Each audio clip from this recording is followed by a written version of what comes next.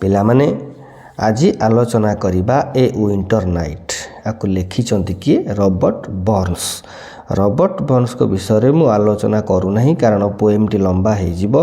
ତୁମେ ଯଦି ରବର୍ଟ ବର୍ଣ୍ଣସ୍ଙ୍କ ବିଷୟରେ ଜାଣିବାକୁ ଚାହୁଁଛ ତାର ଗୋଟେ ସମ୍ପୂର୍ଣ୍ଣ ଭିଡ଼ିଓ ଓଡ଼ିଆରେ ତାଙ୍କ ବାୟୋଗ୍ରାଫି ମୁଁ ୟୁଟ୍ୟୁବରେ ଅପଲୋଡ଼ କରିଛି, ତୁମେମାନେ ଯାଇକି ଦେଖିଦେବ ସର୍ଚ୍ଚ କରି।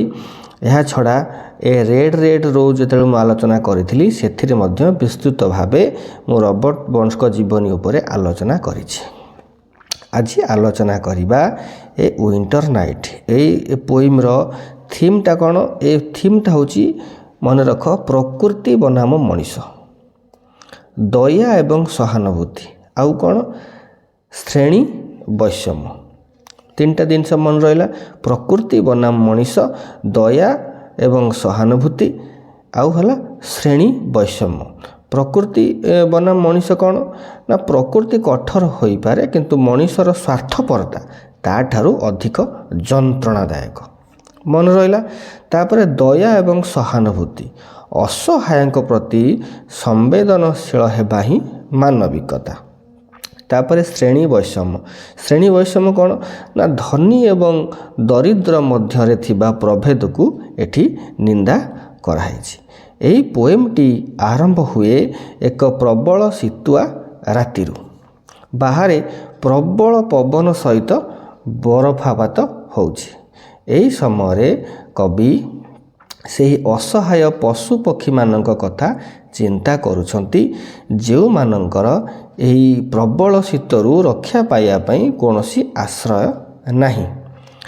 ଯେତେବେଳେ ରବର୍ଟ ବର୍ଣ୍ଣସ୍ ନିଜର ଗରମ ବିଛଣାରେ ଶୋଇ ଏହି ଝଡ଼ ବିଷୟରେ ଚିନ୍ତା କରନ୍ତି ତାଙ୍କ ମନରେ ଏକ ଦାର୍ଶନିକ ଭାବନା ପଶିଆସେ।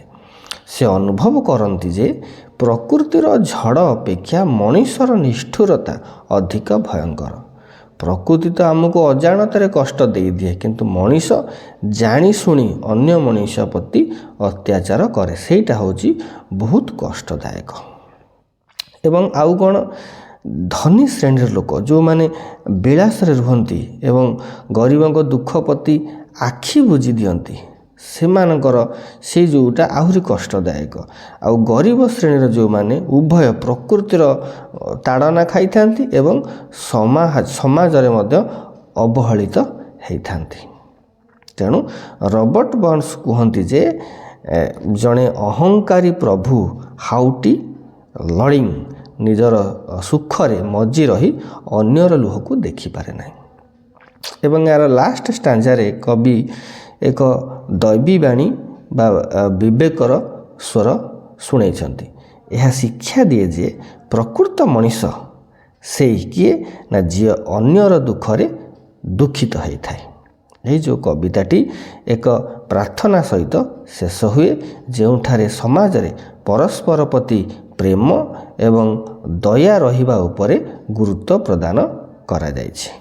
ବୁଝିପାରିଲ? ମୁଁ ଆଶା କରୁଛି ପୋଏମ୍ଟା ତୁମକୁ ନିଶ୍ଚିତ ଭଲ ଲାଗିଥିବ। ଲାଇକ୍ କରିବ, କମେଣ୍ଟ କରିବ। ପୁଣି ଦେଖା ହେବ ନେକ୍ସଟ କ୍ଲାସ୍ରେ। ରହୁଛି। Have a good day.